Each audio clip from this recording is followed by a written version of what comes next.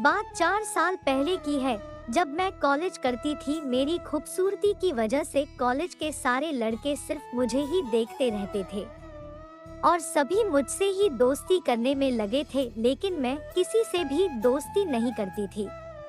फिर एक दिन आदित्य नाम के एक लड़के से दोस्ती हो गई। आदित्य मेरे ही कॉलेज में पढ़ाई करता था। वो बहुत अच्छा लड़का था। आदित्य मुझे अपनी बेस्ट फ्रेंड मानता था।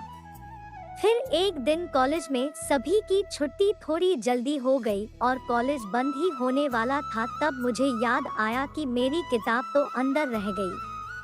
आदित्य को मैंने कहा, आदित्य मेरी किताब अंदर रह गई है, मैं अभी लेकर आती हूँ, तुम यहीं रुको।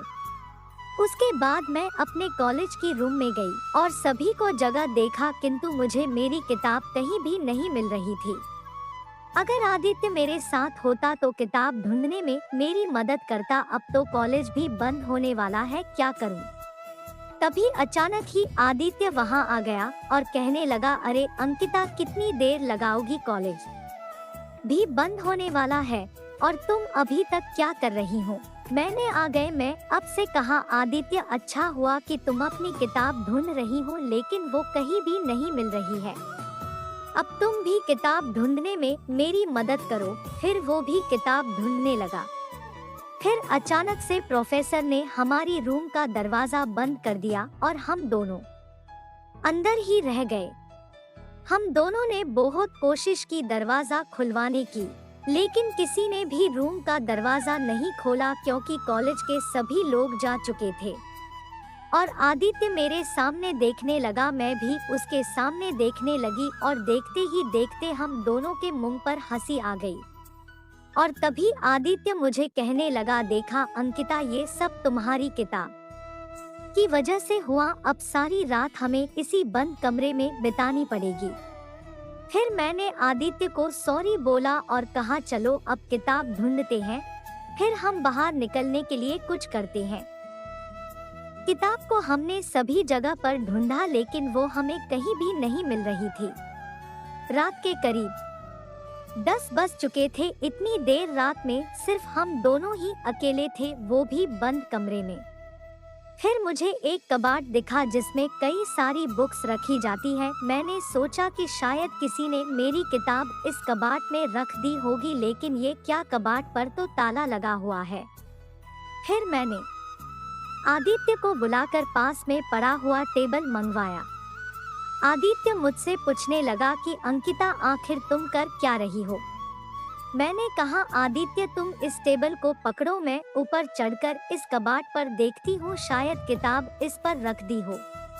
आदित्य ने मुस्कुराते हुए कहा, अंकिता संभाल कर चढ़ना, कहीं गिर न जाओ। मैंने भी आदित्य को अपने मुस्कुराते हुए होठों से कहा कि अगर मैं गिर गई तो तुम होना मुझे संभालने वाले, सो अपनी बाहों में उठा लेना।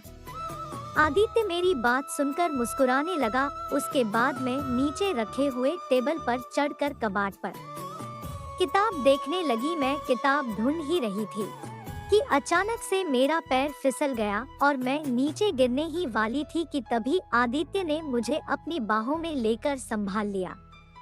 बस यही से शुरू होता है हमारा रोमांस। वर्टिकल बार आदित्य मुझे अपनी बाहों में लेकर खड़ा था। हम दोनों एक दूसरे को देखने लगे। मेरे अंग अंग में कुछ कुछ होने लगा। मेरा बदन उत्तेजित होने लगा था, क्योंकि पहली बार मैं किसी पुरुष की बाहों में थी। आदित्य मेरे गुलाबी होठों को देख रहा था। लग रहा था कि वो मेरे होठों को चूम लेगा। आदित्य मेरे इन गुलाबी होठों को देखकर बेकाबू हो गया था। फिर मैंने उनसे पूछा कि तुम क्या देख रहे हो? उसने कहा, अंकिता तुम बहुत खूबसूरत हो, मैं तुम्हारे इस गुलाबी होठों को देख रहा हूँ, मन करता है कि तुम्हारे इन होठों को चूम लूं। आदित्य पूरी तरह मुझ पर बेकाबू हो गया था। अब तो मुझसे भी रहा नहीं जा रहा था। मैंने भी मुस्कुराते हुए कह दिया कि तो फिर चूम लो ना, देर किस बात की, मैं कब से उसी का ही तो इंतजार कर रही हूँ। मेरी इन बातों को सुनकर आदित्य को भी एहसास हुआ कि वो भी बेकाबू हो गई है।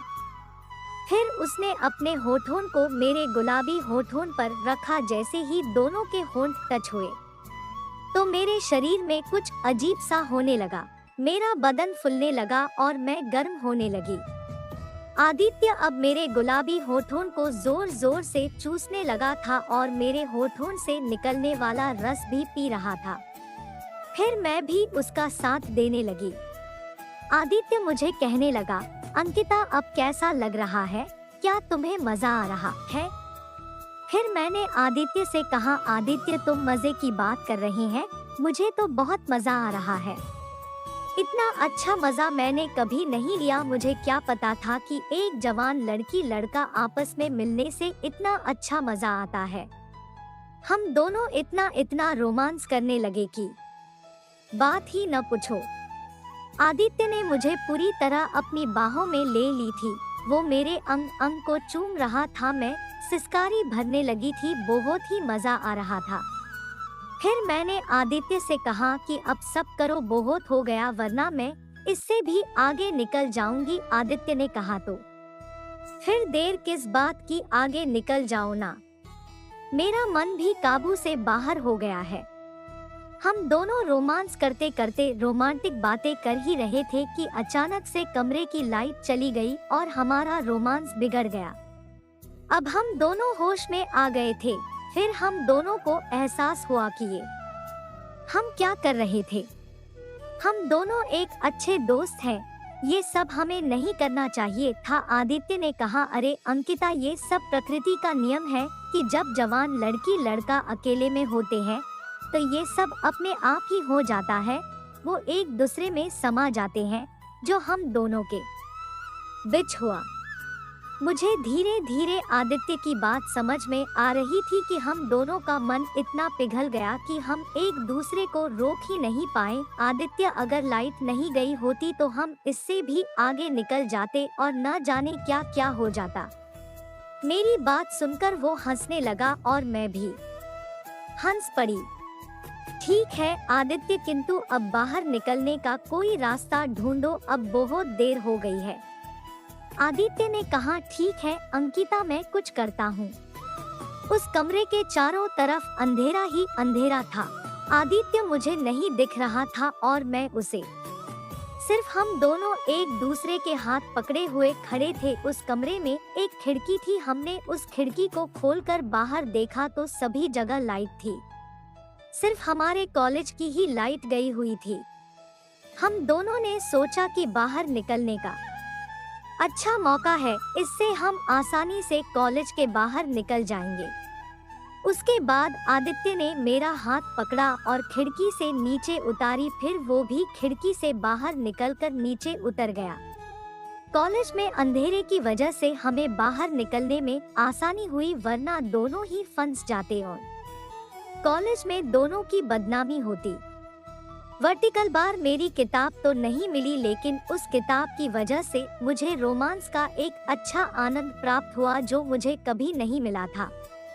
अब हम दोनों कॉलेज से बाहर आ चुके थे। फिर हम एक दूसरे के सामने देखकर मुस्कुराने लगे। उसी वक्त आदित्य फिर से मेरे गुलाबी होठों को देखने लगा और मेरे उन होठों को चूमने के लिए आगे बढ़ा और तुरंत ही मैंने अपना हाथ उसके होठों पर रख दिया और मुस्कुराते हुए कहा, आदित्य अब रहने दो, मुझसे अब नहीं होगा, वरना मैं बेकाबू हो जाऊंगी। इतना कहकर मैं आदित्य से थोड़ी दूर हो गई। मुझे दूर होती हुई देखकर आदित्य ने कहा, अरे यार, मैं तो मजाक कर रहा हूँ, ये सब यही थोड़ी होगा, इसके लिए तो हम कोई अच्छा सा टाइम निकालेंगे। उसके बाद मैं थोड़ी शांत हुई और जो मेरा बदन गर्म होने लगा था अब वो धीरे धीरे ठंडा होने लगा। आदित्य ने कहा, अंकिता, रात बहुत हो चुकी है, चलो मैं तुम्हें घर तक छोड़ देता हूँ। रात बहुत हो गई थी तो मैं आदित्य को मना भी नहीं कर पाई और कहा, ठीक है। फिर उसने अपनी गाड़ी स्टार्ट की और आदित्य मुझे अपने घर तक छोड़कर वो भी अपने घर चला गया। बस यही थी मेरी रोमांटिक स्टोरी। क्या आपने भी किसी के साथ रोमांस किया है? हमें कमेंट करके जरूर बताएं।